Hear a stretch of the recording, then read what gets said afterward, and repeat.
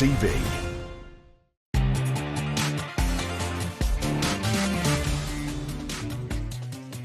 Welcome back. A renter mob of pro-Palestinian supporters tried to storm the Royal Society of Arts today in protest at an event it was holding, which was led by the father of a boy murdered by Hamas. Tom Mummery was among those protesting outside the embassy. He said he is a member of the Palestine Solidarity Campaign and he appeared to show sympathy with Hamas. If I was a Palestinian, then I wouldn't...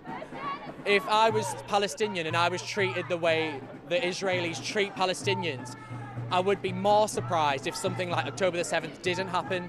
It was inevitable. It wasn't a case of if, it was a case of when. How can you not?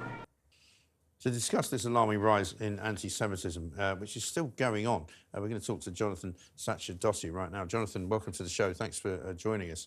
I mean, I've been still quite shocked at the extent to which people have sympathy for what happened to what Hamas did. They have sympathy for what Hamas did on October the 7th, that terrible, terrible atrocity that they committed, and how they've sort of turned the hostage-taking into something which people really don't discuss anymore, that there are still hostages inside Gaza, the fact that young men, British men like that, can go and demonstrate and say he's not surprised that it happened. I mean, I find it staggering. I mean, you're probably going to say to me now, well, you shouldn't find it staggering, but I still do. I can't quite believe that in Britain and in America, a country that I spend a lot of time in, has this problem. Well, it was really weird hearing what he had just there. It wasn't a question of if, it was a question of when. Yeah. And he could understand why. So it's because of whatever he thinks is going on with the Palestinians, it was a question of when thousands of people would rape, butcher, kidnap and kill people because they were Jewish, and plenty who weren't. I think that's a really strange distortion of morality. And I think actually what we're seeing at the moment in a lot of this support that claims to be for Palestinians is people who are, like that man seemed to be, actually quite sympathetic towards anti-Semitic terrorists. Yes. And I think that's really the problem. But what's definitely interesting as well is that that isn't restricted to Gaza and the Gaza borders in Israel. We have plenty of it here, I'm afraid to say. So when we saw people being butchered and killed, and even hear these horrific eyewitness accounts of rape and gang rape and sexual assault as well that took place on the 7th of October in Israel, we only need to think back a couple of years to when we saw cars driving through the streets of London covered in Palestinian flags with megaphones shouting, F the Jews, rape their mothers, rape their daughters. Right. What I think we need to realise is that this threat, this psychopathic threat, isn't one that just exists on the border of Gaza. It exists all around the world, and we need to take people seriously when they say things like that. Oh, I think so. And unfortunately, both the Metropolitan Police, who have been kind of raked over the coals several times for their inability to sort of control some of the things that go on when these Palestinian marches go through London, they've been very lax about all of this. And we know from their previous history in all sorts of areas that they're very frightened and very nervous of being accused of being racist, very frightened of Muslim authority, very frightened of the Muslim sort of advisors that they seem to have brought inside the organisation. They've had to kick some of them out because they've realised that some of them are actually rather extreme. But there does seem to be this very thin line. Piers Morgan has many guests on his show who will not condemn the Hamas attacks on October the 7th without some kind of equivocation. You know, they won't just say, yes, that was disgusting, it should never have happened, Hamas should be done away with. They won't say it if they're from the pro-Palestinian cause. Well, it's become one of the Piers Morgan litmus tests, I've noticed. He has some pretty horrific characters on the programme. And he will say that it's because it's called Uncensored and you have people from both sides, extreme views from both sides. And actually, I think he's been doing a brilliant job of airing. Oh, I think he has, because I think we need to see these people out in the open, particularly the one he had on this week, who was an NHS doctor. Well, I mean, just imagine seeing that doctor who he was heard to have said this was a punch on the nose for Jews, a deserved punch on the nose, what happened on the 7th of October in Israel. He had some pretty awful other things to say. He wouldn't contradict that thing about gay people that one of his colleagues in his organisation had said. Imagine going to a doctor knowing they've said those things. Of course, doctors are allowed to have opinions. Doctors are allowed to have political views, even ones you and I might disagree with. But when they go on television and start sharing them, you do have to wonder how their patients are going to feel, or their trainees. And I think also, you know, we have these conversations a lot on this station about, free speech and the ability to say the things that you believe in, whether they might be abhorrent or not. That's all very well, and I agree with that. However, if you are doing a job like an NHS doctor's job, surely there's a code of practice which would suggest that, there are some opinions that if you have them, you should either keep them to yourself or you shouldn't be working in the NHS. If you don't feel like you can treat Jewish people and gay people in the same way as you treat everybody else, then you've got no business working in the public sector, have you? Well, I think some of them might say, and that doctor might have said, that he will treat them as he will treat all other patients. But I can certainly tell you, as a Jewish person, as a gay person, I wouldn't want to go to a doctor I'd heard saying that, even if I thought he was able to treat me the same medically. And exactly right. And he can say until he's blue in the face that he's treating you equally. But, what guarantee does he give you for that?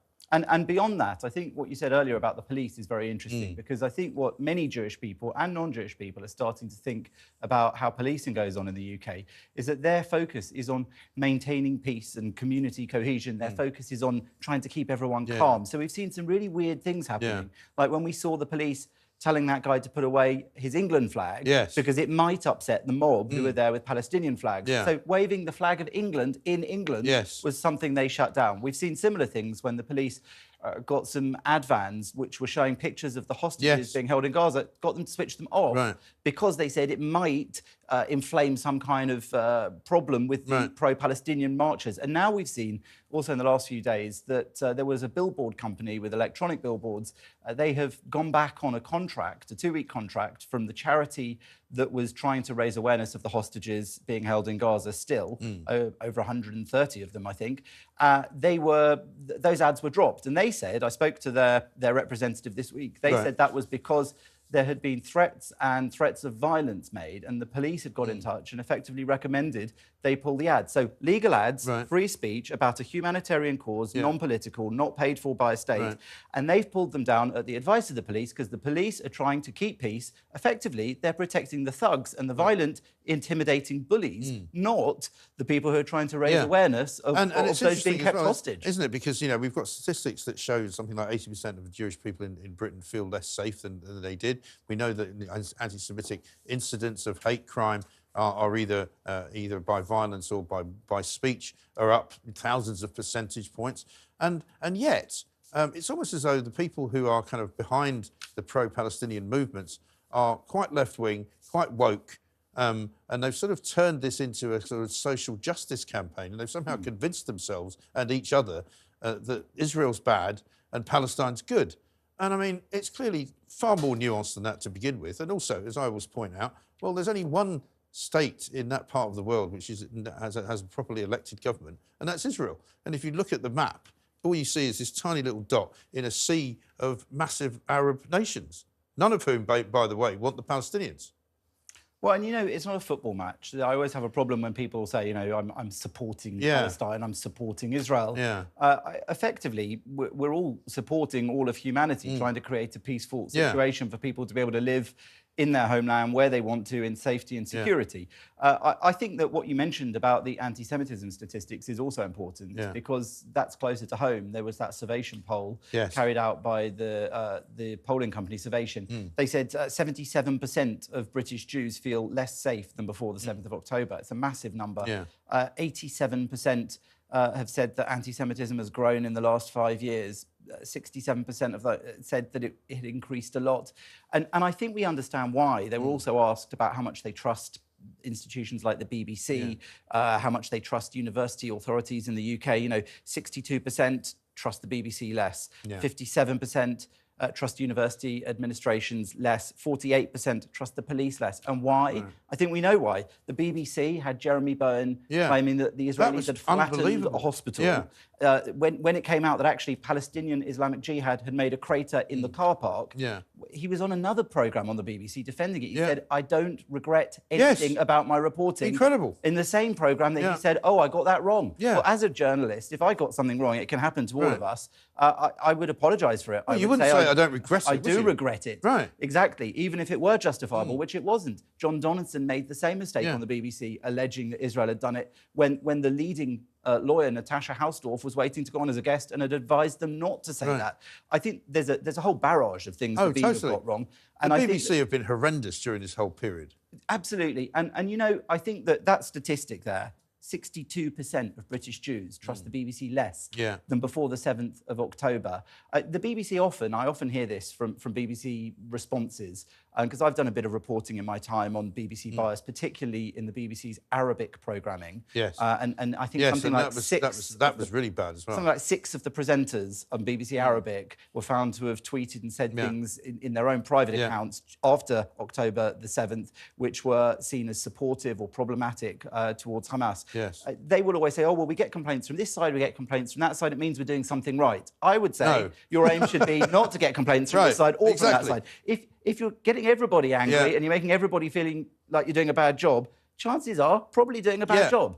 I couldn't agree more. I mean, I've heard that excuse before from the BBC, and I'm sorry, it doesn't wash. You know, that is not by any means a model. Your aim shouldn't be exactly right. To annoy everybody. But also, did they not also say to their staff that they shouldn't go on the march against anti-Semitism, which took place a couple of Sundays ago, and some of them were just like, well, we're going anyway. And also, we hear a lot now from BBC employees who are Jewish that they don't feel very sort of comfortable working at the BBC. But Jonathan, listen, we could talk about this all night, I'm sure, but we must dash. Great to see you. Thank you for coming in. Thanks for having me. And we've got much more of this, I'm sure, to discuss, so we'll do it some more